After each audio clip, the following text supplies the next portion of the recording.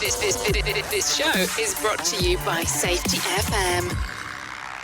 What's up, peeps? Welcome back to Rebranding Safety. Today we're going to do another episode of Rebranding Safety Reacts. I've picked out two news stories which piqued my interest, and we're going to read them out, pick out some points that I found interesting, and I'm going to waffle on with some thoughts. Let's jump into the intro and we'll get right into it. The problem in safety isn't deviation, it's complexity. Health and safety has gone mad. Health and safety is trying to unpick having gone mad in the past. There's no one solution and one problem. The problem is that we are looking for one solution. Does the structure of the team allow them to flourish? Feel safe enough to be uncomfortable. The environment defines our behaviours. People aren't the problem, they're the solution. Rebranding Safety, crushing the stereotype. Brought to you by Risk Fluent. What's up, peeps? Welcome back to Rebranding Safety. Rebranding Safety is the YouTube channel and podcast doing exactly what it says on the tin. So if you're new here, hit subscribe and then the bell and all of those musical algorithm thingamajiggies. My name's James MacPherson. I'm your host. I'm the managing director and founder of Risk Fluent, which is the consultancy that sits behind Rebranding Safety. Let's jump into our first news story then. I thought I would take one kind of technical news story and one kind of cultural news story. So we've got technical is fire safety related, very kind of prominent at the moment, has been for a very long time, but it kind of has its peaks and flats in a way. It kind of goes really mad in the news for a bit, and we're talking all about fire, and then it goes quiet for a bit, and obviously that's kind of directly related to the inquiry off the back of Grenfell. So I thought I'd pick one which is from, I don't know where I got this from actually. Oh well, not relevant. From the internet. 1 in 4 unsafe London buildings have non-cladding related fire safety issues. There's a reason I want to talk about this, and I will allude to that in a moment. And then the other news story was from EHS Today. Starbucks to close stores over safety concerns, which I thought was very interesting. That's from July 13th of July 2022, and so is the fire one as well. So not too old. But these piqued my interest, and I want to talk about. Apologies if you can hear a in the background. I have like a neighbour who's kind of like, his house is at the side, is sideways onto the back of our house, if that makes sense. Like, if you imagine, like, we're on a corner, so like he's on that street, we're on this street, he's on, and you can't see this if you're listening to the podcast, like we're on one street, he's on the other street, so his house kind of goes along the back of our garden, and I don't know what the fuck he does, right, but he basically collects wood, and then all day, every day, he just goes out, gets a bit of wood. Oh, just coming out, get a bit of wood. Yep, oh, this nice bit of wood. Takes it into his garage or into his workbench, which is literally off the back of my office here. And he hammers it and he cuts it. And just sometimes it's all day of like a freaking circular saw.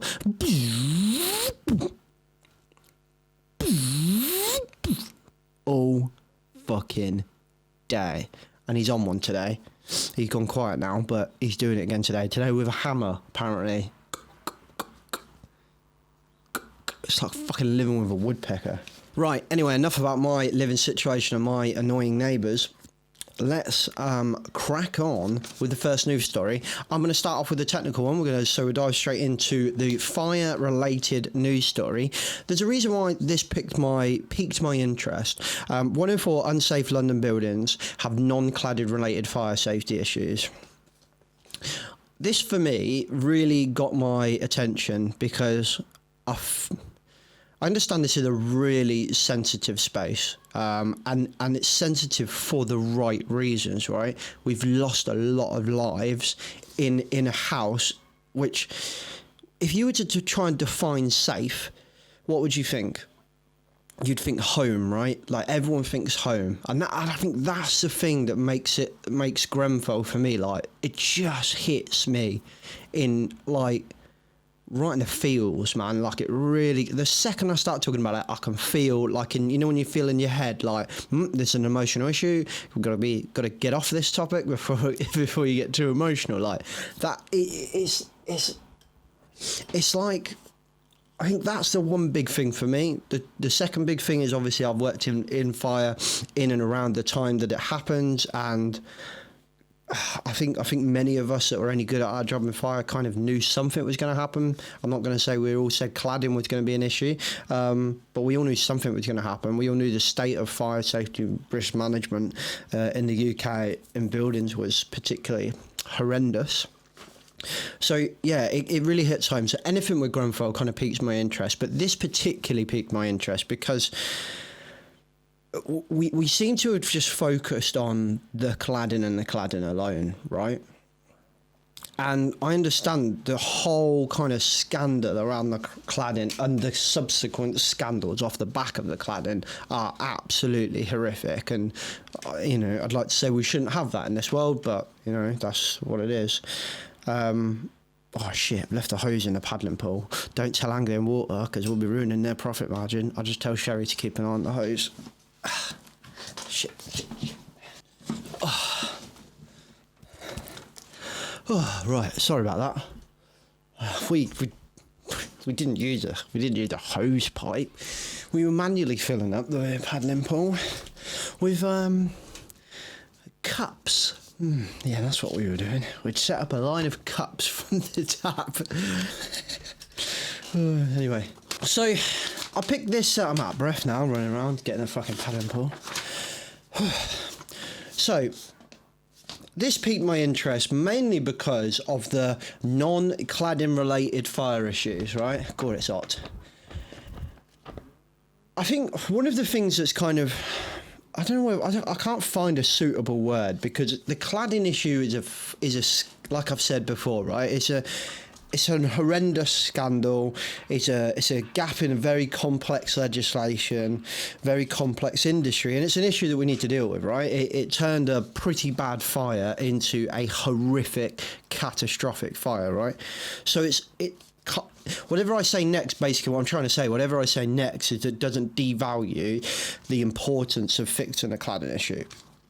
But I do think that it has completely drowned out all of the other fire-related issues in the industry because we're just focused on cladding. Now, I'm not saying the inquiry has, you know, there's lots of other stuff that's come out, but the media, the general populace, the fire safety profession, the safety profession, the insurance industry, the banking industry, all of these people that are, you know, when I worked in housing, I had a in our patch had a young woman. I think she'd split up from a fella or whatever, and basically she was kind of stuck in this flat that she couldn't really afford to pay anymore, so she needed to sell and downgrade. She was a leaseholder. She needed to sell and downgrade because she couldn't afford to pay it. But she couldn't sell the house because there was unknown cladding. We couldn't find out what the type of cladding was that was on the building. So we, as a building owner, needed to get some tests done or whatever, get this engineer out. We couldn't find the old building records, obviously, and yeah, we had this whole kind of just rigmarole of trying to get out, and then it was confirmed that it was not the first type, the ACM cladding. It was the second type that was raised up as an issue, which I can't remember what that was called, and that was it. They wouldn't give like a mortgage on this property to anyone else. So she couldn't. She was like trapped there. She was trapped in a place she couldn't afford. It was just. I don't know, like you wouldn't. I just don't know. I don't know. For me, it was just like, yes, it's a big issue, and yes, the cladding needs to be fixed, and 100% that the building owner should just do it, right?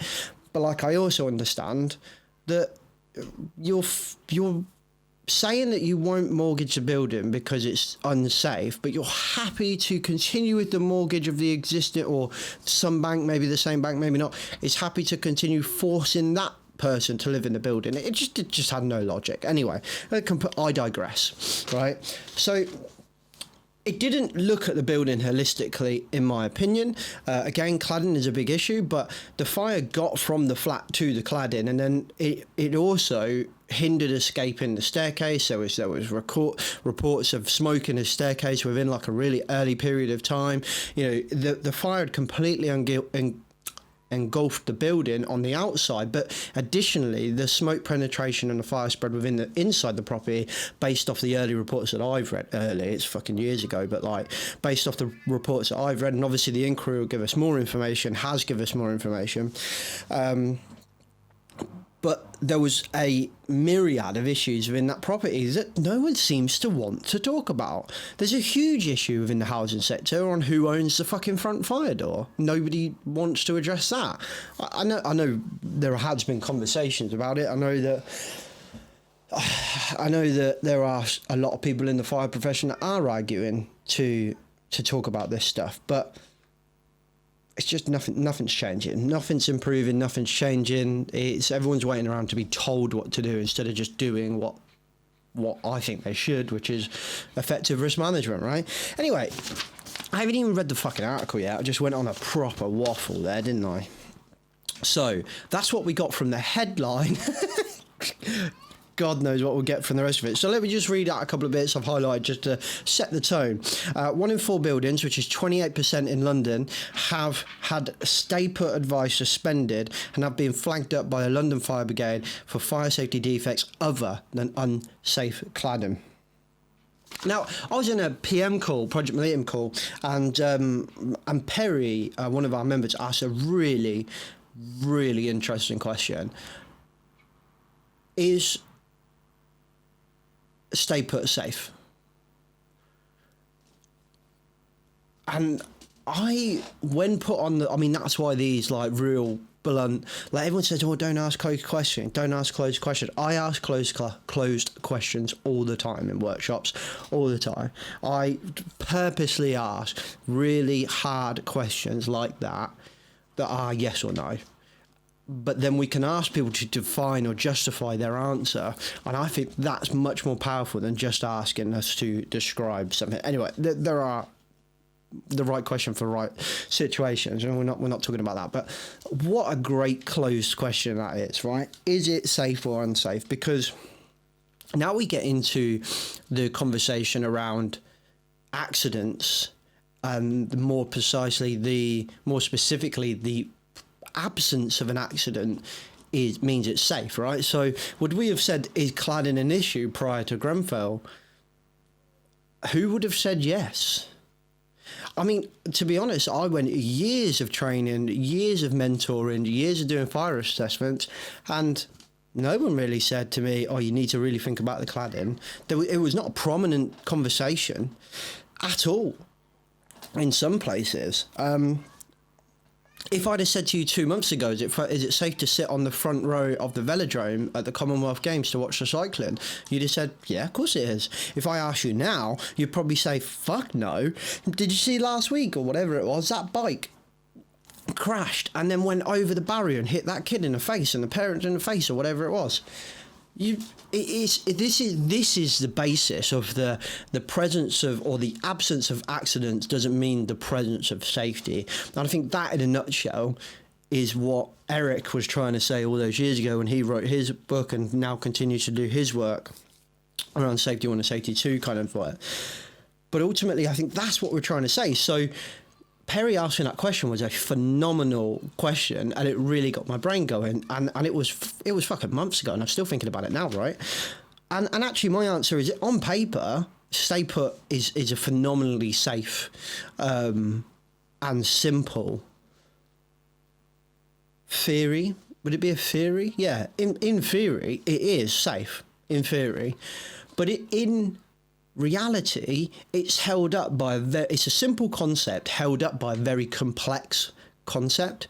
Therefore, it's prominent to fail, in my opinion. If you were to think about it, like complexity, meaning that we can't see the interactions, we can't see that kind of cause and effect. If you do this and I do that, the architect makes this decision, we can't see the later on impact, or the house builder, flat builder makes this decision, we can't really see the direct impact, and it might cause a lot of kind of latent conditions. But in theory, it's a simple system. It's that we restrict fire and we create 60-minute blocks, and the fire service will be there within, on average now it's about 20 minutes, I think, 25 minutes across the nation.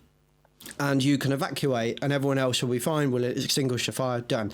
It's a very simple ideology, but it's also complex. There's a great clip if you watch the film, the TV show Expanse, where the guy's talking about, like, they're in space basically, and the guy's talking about the agricultural kind of setup that they have in there, and he says it's a simple complex system, which I'll tell you what, let me get it because it's really good. Let me Google it. I need like an assistant that Joe Rogan has, you know what I mean? Like, yeah, yo Joe, just get that up and we'll have a look. Yeah, I'll get it up for you now, right? Yeah, that's what I need. That's a great American access. The Expanse, simple complex system. The episode's called Cascade, which is also epic.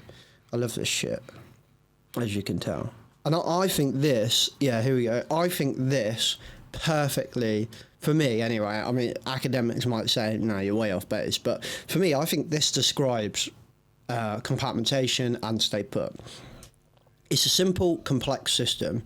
That's the technical name for it. Because it's simple, it's prone to cascades. And because it's complex, you can't predict what's going to fail or how. It's computationally impossible. So it's a simple, complex system. Because it's simple, it's prone to cascades. Because it's complex, you can't predict what's going to fail or how. It's impossible. For me, I think that's stay put, right? Which is nice that we're finally starting to talk about all those dominoes in those cascades, all those dominoes that collect, or the house of cards, if you will, like all of the cards that hold the top card up, that are simple but prone to, if one fails, they'll just go and all fail, right? So it's nice that we're starting to talk about it. So that pricked my ears up. So I to Perry's question, and I think I said this in the call, I think in theory it makes sense, and in theory they should be perfectly safe buildings, and I have said that through the podcast many times, you know, and in webinars, in customers with conversation with customers and so on. It is a safe concept, but it takes a lot of people in a big complex process to do the right thing, which rarely happens. So, Anne Clark revealed that as of June, 305 out of 199 buildings in London placed under simultaneous evacuation were categorised as having other fire safety issues. Ms Clark said that this data is a reminder of the sheer scale of the building safety crisis, and has called upon the government to ensure financial protections are in place for people living in unsafe buildings of all sizes. I like that she put up all sizes here, because that's one of my other annoyances, is that we are focused on high-rise buildings, and in my experience, the biggest issue would be care and supported living premises that are in massive buildings, but they're only 2 or 3 stories high. One of my biggest problem buildings I had when I was in housing was a 4-story building, so it didn't come under all of these big changes or anything like that. It didn't fall under scope or didn't get focused on because it was like a low rise, basically. Didn't get any attention, didn't get any funding, didn't get any attention. It had shitloads of problems with it. Shitloads of problems. It had been left to rot, basically. And we had people in there that wouldn't be able to evacuate on their own. We'd actually also built a brand new supported living accommodation, which was beautiful. And we remember being invited, me and another he was actually a fire engineer, more so, and he was like my boss when it comes to fire. We went to his property, and that's a simple question: can everyone in this building self-evacuate? No, they can't. Okay, are you allocating enough staff for them to evacuate? Oh no, it's what's it called? Independent living, but it's supported. Yep. And they can't evacuate, and I know we've got high, medium and low needs care in the building. Right, so, but what happens to the fire? Well, it's stay put, isn't it? Well, yes, but what if it's in their accommodation? Well, they'll have to evacuate. Yeah, but you just told me they can't.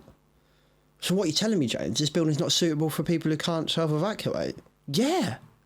And then I got told off for, what did I say? I got told off for being discriminatory. I got told off. This is why I don't work for people anymore. I got told off for discriminating against people that have worked really hard to remain living independent, and I was being like, I was saying that they're not independent, and it was like offensive because they've worked so hard to remain independent. I'm like, I'm not saying that. I asked a simple question: can they self-evacuate? Can they evacuate on their own? And the answer from the specialist was no. Therefore, I did my job and say, well, they need support then to evacuate.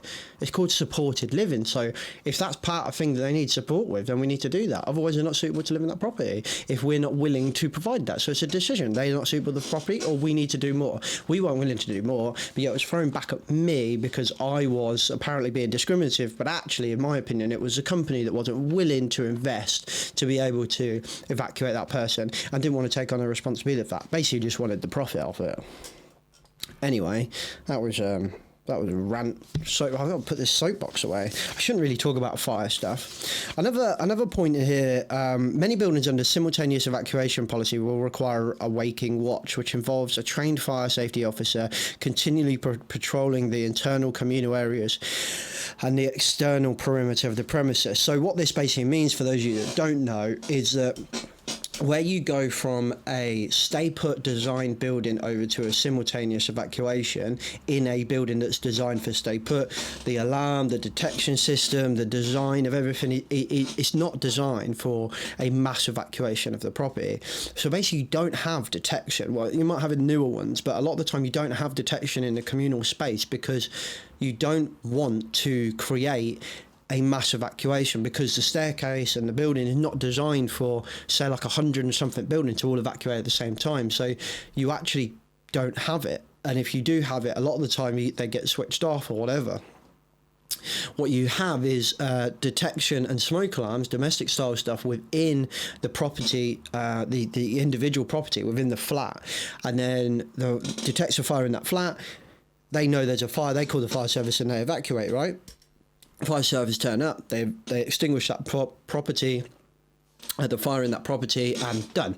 That's fine, right? But we never really seem to ask the question, which has come up a lot of the time: what happens if we can't get that fire under control, right?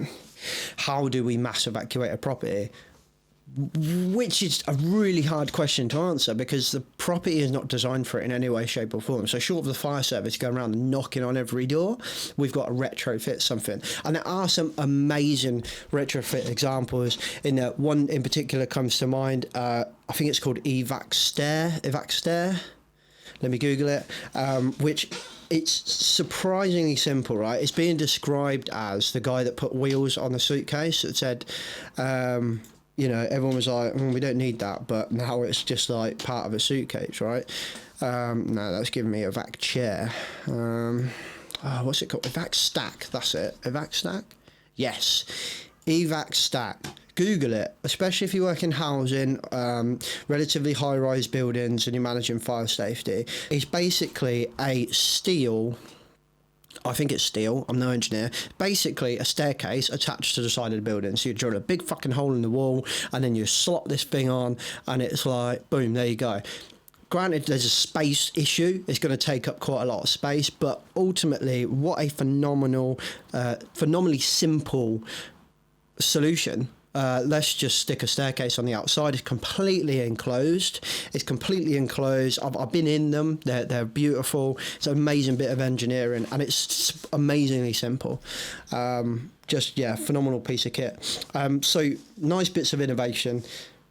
All of that costs money, obviously, to the point here about the government stepping in and investing. I think for things like this, a lot of property owners are not going to have the money for it. And if they do, they're not going to want to sacrifice their villa or their yacht to do it, because that's the kind of world we live in. So they'll want investment from the government or an incentive from the government to do this. And so far, the government, again, coming back to this article, the government has so far announced that 62 million of funding to pay for fire alarms in buildings of all height across the country, with a waking watch in place. However, Ms Clark has continued to raise concerns that it still won't be enough to cover the scale of demand in London alone. So they've done that across the country, and Ms Clark saying that won't even work for London, let alone the rest of the country. Again, as well, like for me, it's put him in fire alarms. Okay, great.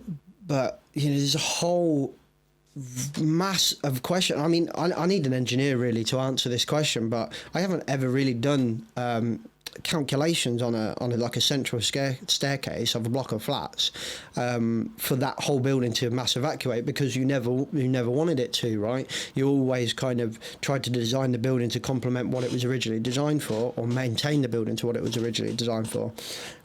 So you wanted to focus on the compartmentation and ignition sources, security, so on and so forth.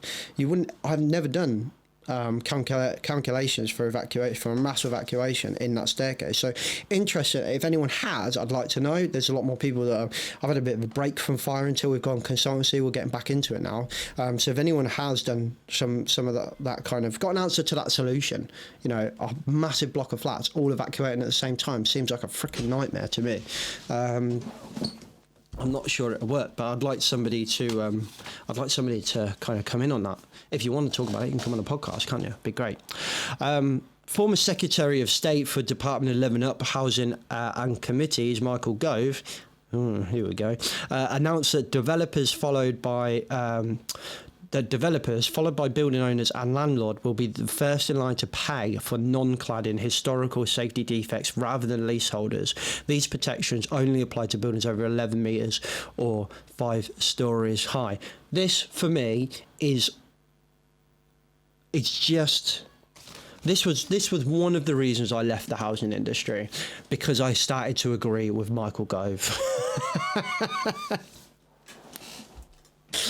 I think he's right. You know, if you own the build, this was always an annoyance for me. It never came up in my time predominantly with cladding. It was predominantly actually with fire doors and compartmentation, where we'd have a block of flats and the doors are just shite, old, over the years, haven't been maintained, whatever.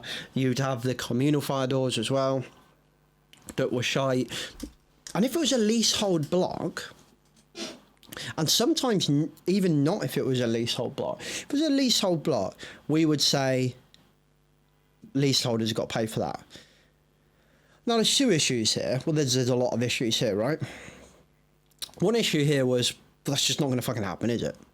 The other issue is, I think the landlord should just make very clear that we own the front door.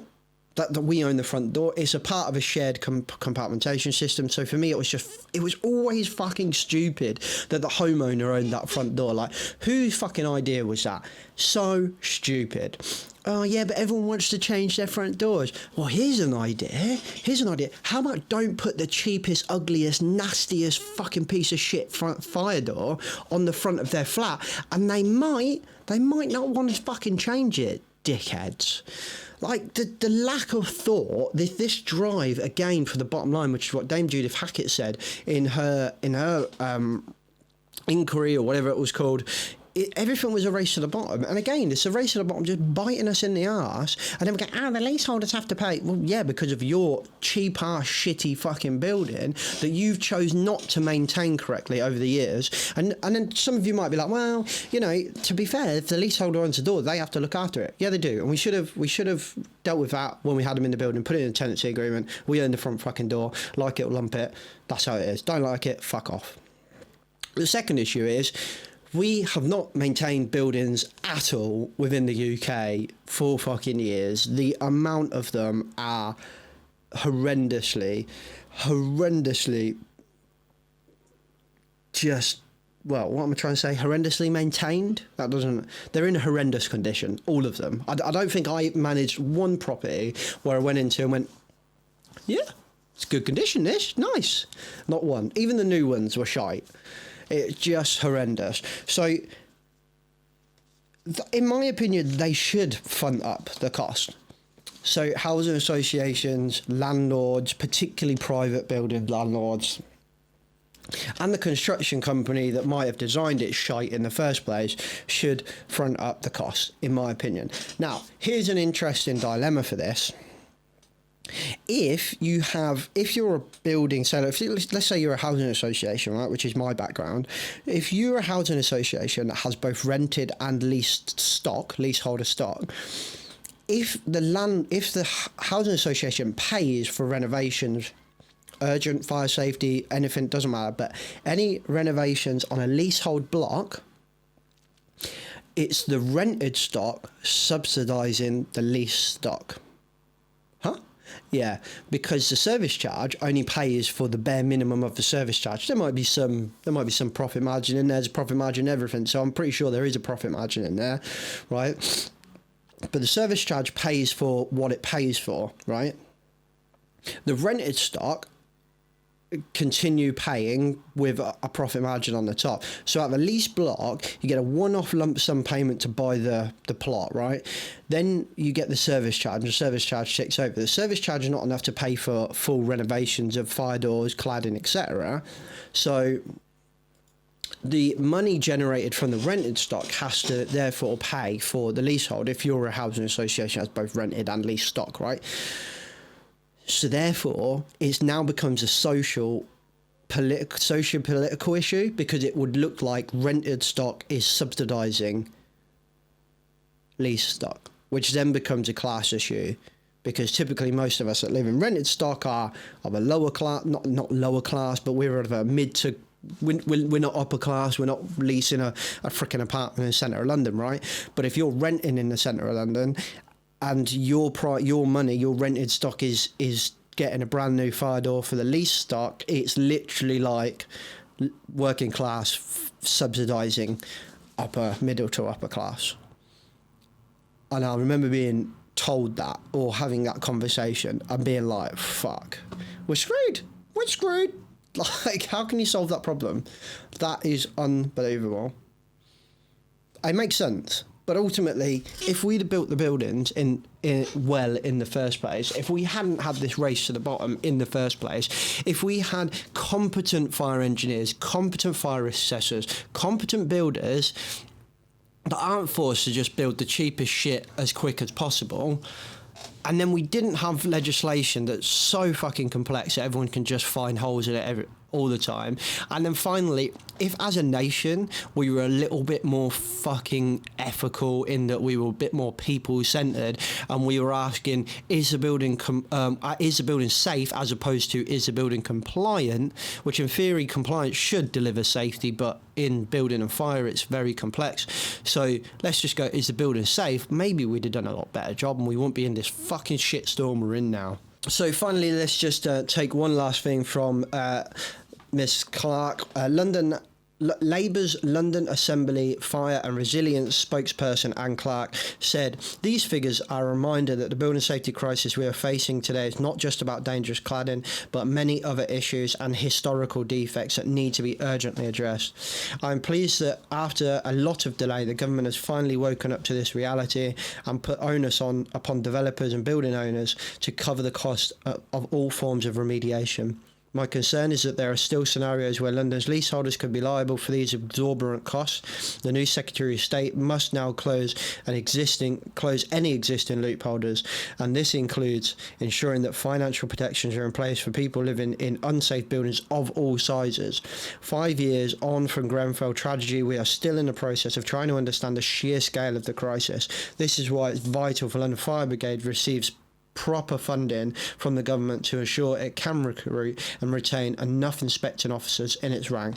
And there, for me, we hit the nail on the fucking head. Just to finish it off, if we hadn't just took mass amount of cuts from the fire service, where they had to rein back on their operation and put all the onus of managing fire safety and being effective in that management of fire safety on the person that is conflicted, e.g. they want to make profit, we wouldn't have had this issue. If we had to have buildings being inspected through the process of design and construction by a separate third-party body, not a body that is conflicted, e.g. they make profit off of what that decision, be that a third-party inspector or the builder and the architect themselves. If we'd have kept it to fire safety certificates, if we had enough inspectors, maybe, just maybe, we wouldn't be in this position now. Moving swiftly on, because this is turning into a very long podcast. The next story that pricked my ears was Starbucks to close stores over safety concerns.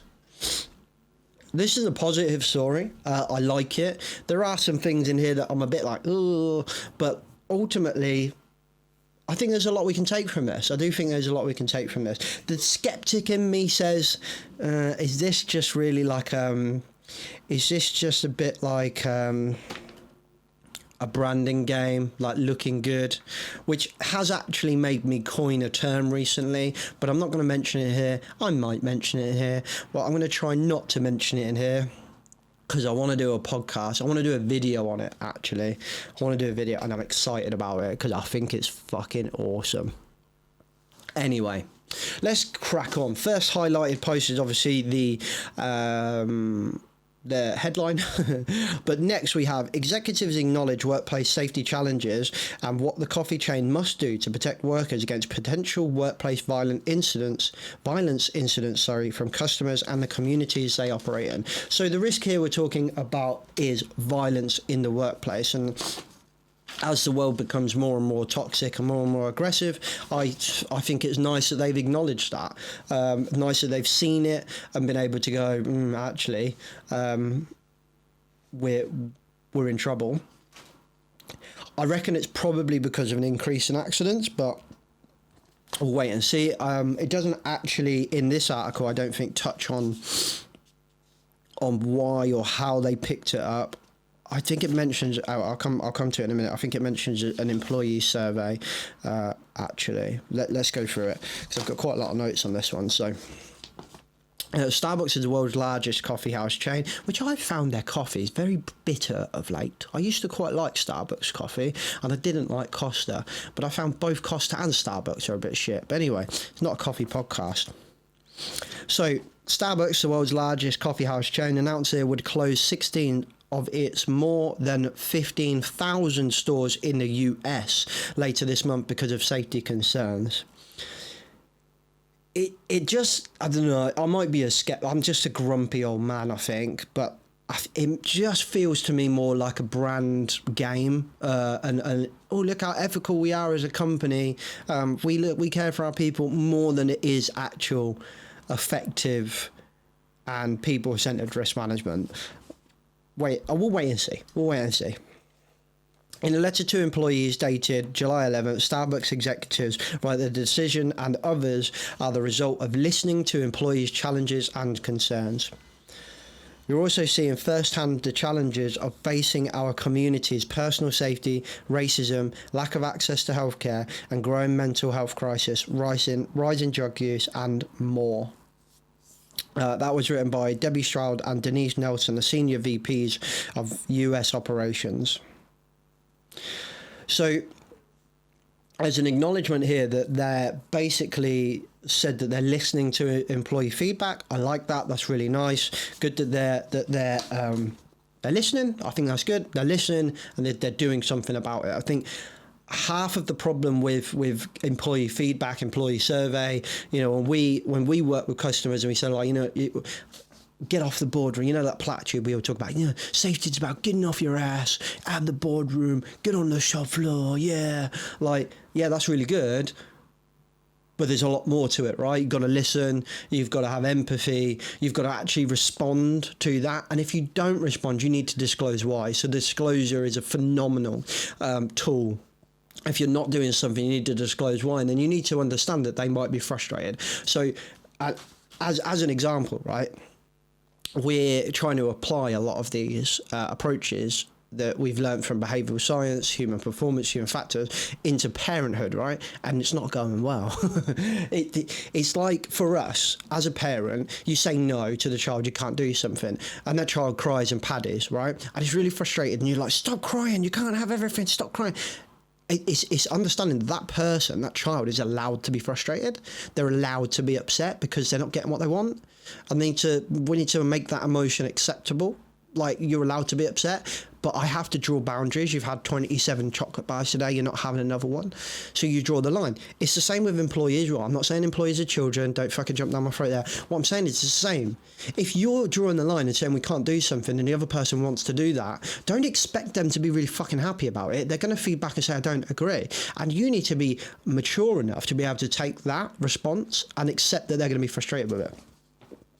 So when we come to that platitude of, you know, safety or risk management or whatever, being people-centered, it's all about listening to the employee, get on the shop floor, which I've said many times on the podcast, there's more than that. That's just a platitude. If you're not listening to them, if you're not doing something with that information, if you're not feeding back to them, or you're having to not do something and not disclosing it, then all of it is just pointless. Well done, you've got off the shop floor. Yeah, it's just I'm so close to saying the thing that I wanted to say, but I'm going to do a video about it, so I'm not going to do it. So we'll move on to the next thing, the next post thingy-majiggy, the next highlighted thing. There we go. It says here, we read every incident file, every incident report you file. It's a lot, it says here. So that's from the same people, Debbie Stroud and Denise Nelson. We read every report you file. It's a lot. I don't know, but I think that's bollocks. I mean, I'm really sorry, but I don't think that's true. I don't think Debbie Stroud and Denise Nelson, the senior vice presidents of the world's largest coffee house chain, are sitting on their fucking yacht reading every fucking incident file. I don't think they do. I think very much that's a royal we. That's all of our team of 600 people read it, in which case that just gets diluted and diluted and diluted.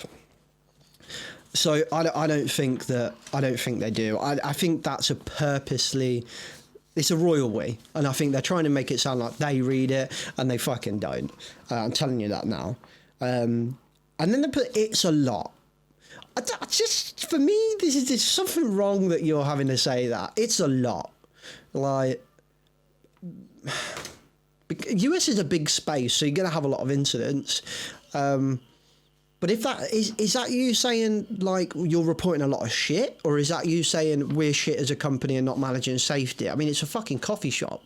So I just don't know what they meant by that. Sometimes I just think sometimes less is more. So moving on then, holding safe. So this is basically they're talking about a letter now. So I haven't read the full letter. I couldn't be asked. I let EHS today do it for me. So basically there's a letter that basically lists everything they're going to do in this letter. And this includes, and there's some things that on here. First bullet point from EHS today, holding safety training for employees, including how to de-escalate a situation, active shooter training, mental health first aid trainings as well. I mean, this might be me being really picky, but I thought it was really interesting that EHS today chose this as their first bullet point to pick out. I thought that was really interesting. And not in a good way. I thought it was interesting that the first bullet point on here is about training the employee. I just think like, fucking hell, this is the first thing, this is all we've got, is it? Like, oh, we're just going to retrain you because you're clearly not good enough. Now, there are points in the rest of the bullet points that do a bit more kind of actual redesign and stuff like that, but I just thought it was a bit that was a bit frustrating that that's the first thing we had on the list. I'm not saying training's not important. I'm not saying it's not, but training is just one part of competency, right? It's competency. If we were going to take the old skate or Kate or whatever, it's knowledge, attitude, training, experience, right? Or skate, which is skills, knowledge, attitude, training, experience. Then training is only one of those. So where are you getting all the others? So attitude, how are you going to work on their attitude towards this? How are you going to work on their actual skills of de-escalating? Because the training's only one thing. You know, are you going to drill? For me, for these types of things, active fucking shooters, I mean, I'm in the UK and I have been my entire life, so active shooter to me still sounds fucking crazy having to deal with this. But let's just move that one aside and call it emergency situation so we don't get internationally political. In an emergency situation, a drill, for me, is something that happens a lot. Like, if we're going to take a high-performing team, which are people that actually effectively deal with really dynamic or emergency situations, such as the fire service, such as armed forces, police service, they're drilling, they're practicing a lot, or they're in these situations a lot. emergency situations in the workplace are dealt with. It won't happen to us. Let's just do one fire drill, one emergency drill a year. Like, why are we calling them fire drills? Why are we not calling them emergency drills? And why are we not doing different types? Why do we do one a year for fire, and then halfway through the year we do another one for a mass flooding, an explosion, something like that? You know, in America, an active shooter. You know, it's drilling it effectively. So not how we do fire drills in England. Ring, ring, everybody go. Woo, you were too slow, Barbara. I mean, like, actually trying to get people's adrenaline going, get it complex. And I don't mean locking some of the doors or hiding people like fucking dickhead safety peoples do. But, like, I should have put an explicit one at the beginning of this, shouldn't I? I mean, like, there was a great local brewery to me that did some phenomenal work where they had a big incident, and then afterwards they did an amazing bit of work where they paid like a company to do like get actors in, and they did like a military style drill, and I thought that was phenomenal. That's a proper drill for me. So a couple of things there that I'm a bit grumpy with, but ultimately it's nice that you're upskilling people. I thought it was really interesting, actually. This reminded me of a story where it says about de-escalation. Reminded me of a story. Me and Sherry used to go to London quite a lot before we had a kid, and we actually had some spare money. And I remember we were in Body Shop one day. I think Sherry was looking for some kind of soap or whatever. Obviously, I don't know why that was relevant to the story. Maybe I was looking for some soap. Maybe I was. I quite am partial to a nice pungent soap. So we're in the shop, and as we're in the shop, we're like here, and the door is like just to our right, and this guy walks in and literally very nonchalant, very like just ballsy, gets his bag, shoves a load of products in his bag, fucking walks off. And I was like, what? And we went to the till, and they were basically like, oh, we just don't engage. The company made a decision that it's easier to let them rob a couple of products than it is, or cheaper maybe, to let them rob a couple of products than it is for them to fight it, chase it, put your employees at risk. Really clear, heuristic kind of rule set, boom, dealt with it. I thought that was really phenomenal, actually. It was really early on in my safety career, and I remember thinking, oh, that's interesting. And I still remember that today. Let's move on. Another thing they've put on here is dealing with policies and procedures that address when to call 911. I think this sounds silly. This like, oh, when to call 911. This sounds silly, but actually in an emergency situation, we're really poor at understanding how and what to say to the emergency services. I've actually got an example call from a care home to a fire service where she basically she rings them up, she says, we've got a fire upstairs. She says the name of the property, and then she just puts the phone down. And even though the person on the other end of the phone is like, don't put the phone down. We don't drill it well enough. We don't kind of, when in your fire drill, do you practice the person who's responsible to ring the fire service? When do you drill that?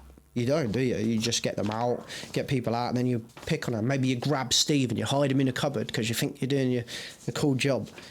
Anyway, get off my soapbox again.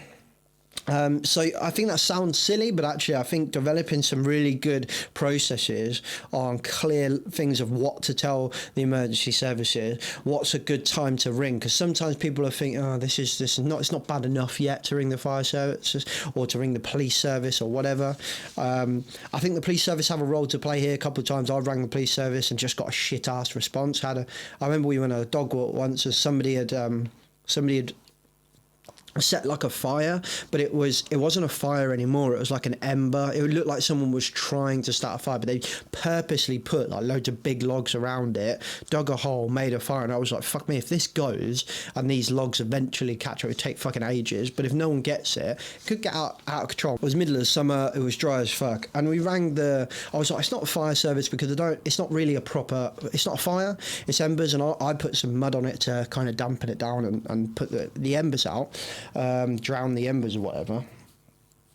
So I called the police service, right? So I called the police service because it wasn't a fire. It was like a public disorder issue. I don't want the fire service to send out a whole fucking truck because they don't need to send out a whole truck. So I rang them. I said, police. Well, actually, I said, this is my situation. I don't really know. I think it's police. It's more of a disorder. And the person just went, okay, police. And I was like, right, thanks for your fucking help. Got through to the police, and the woman was proper shitty. You've rang us for a fire. I said, no, it's not a fire. Somebody trying to start a fire and there's no one around. The fire is out, but it's not a fire. You don't need to send a fire appliance. Well, you've rang us for a fire. You need to ring the fire service. Oh, for fuck's sake. Rang the fire service. Big appliance. Complete waste of time. And I was just like, for fuck's sake. Okay, so next one. Designing stores that feel safe. Stroud and Nelson write, stores can adjust their formats and furniture layouts, hours of operation, staffing, and other site-specific solutions like restroom occupancy, sensors, new alarm systems, lift at work, and then it goes on to a different bullet point. I really like this. I like that they thought of designing out risks. Architecture can be a phenomenal way at managing public disorder, reducing blind points, reducing areas where people can do shit without being seen. All of that stuff, I think that's really good. They give a couple of, I'll link the article, and they give like a picture example of they give a picture example, which I think is supposed to be like somebody nefarious, but he's got a massive smile on his face. Anyway, so yeah, I really like that. I think that was a really good point, and thank you, Starbucks, for not just focusing on the people, but actually focusing on redesigning your stores. Nice to see. Modifying operations when safety is no longer possible. I'm not really sure what that means. How do you define safe? How do you define what's no longer possible? They said in here that includes closing a restroom, which is a reversal of the 2018 policy that made restrooms available to everybody. I think that's interesting. I think that might be controversial. So I've got to pay for a coffee now if I want to just pop in for a wee. I don't know. There's not enough public toilets around in England for us to just pop for a wee. I've got to pay for a toilet nowadays as well. So I don't know. I feel like I'm not sure what problem they're trying to solve there. I tried to have a good think about it. I couldn't think of anything. So I feel like there's a social value kind of complexity to that one. Might make it controversial. Moving on, they said providing benefits to support workers' mental health, such as Lyra sessions and Headspace, paid sick time. You should fucking have that anyway, but whatever. And free counsellors at stores following an event. So I'm going to work this in reverse. So following an event, I'm going to have free counsellors. What defines an event? An event psychological impact on one person could be real simple for me, and I'm just like, it wasn't that much. But for somebody else, it could be really, really damaging or really, really hard to deal with. So define event. What else did I put? Headspace, they're going to provide paid sick time. I'm going to move on from that so we don't get international political controversy. Headspace provided for employees. Nice. I like that. I think that's a really nice touch. I don't know what Lyra sessions are, but Headspace, we use it. I'm getting better at it, but when I have used it, it seems to be helpful. But I know a lot of people that have used it and seen mass benefits. So I like that they're invested in the person. I like that they're doing beyond their hour of operation. I really like that. Last one, providing benefits to support workers' emotional and financial safety, such as assistance with college tuition, fertility treatments, adoption, access to abortions or gender-affirming procedures, DACA fees, don't know what that is, and other benefits such as paid parental and catastrophe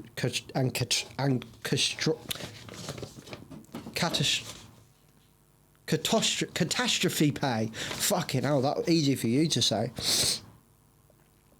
I really like I like the holistic view of this. I like we're going beyond our operational hours. Many of the time we go, if they're stressed at home, that's not my problem. We're not going to do anything to help that. So I really like that they're going beyond this. They're trying to remove as much as they can, within reason, your emotional and financial stresses at home. So it's kind of, I feel like people might think, oh, that's just some fucking hippy dippy far left stuff, but it's not. Like, more people will go to work at a Starbucks for that reason alone, particularly in America. And if you're doing that, there'll be less stress because they're not worried about if they're paying the bills or not. So they'll be happy at work, and happy employees do good fucking work. So, I mean, fucking hell. I really like it, but I just get frustrated at people that don't like this stuff.